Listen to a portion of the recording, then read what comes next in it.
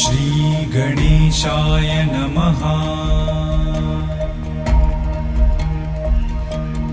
ॐ जपाकुसुमसङ्काशं काश्यपेयं महाद्युतिं तमोरिं सर्वपापघ्नं प्रणतोऽस्मि दिवाकरम्।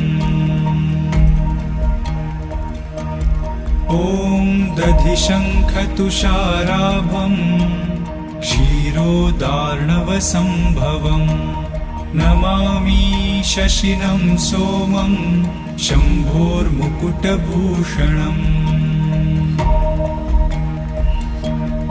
ॐ धरणीगर्भसम्भूतं विद्युत्कान्तिसमप्रभं कुमारं शक्तिहस्तं च मङ्गलं प्रणमाम्यहम्।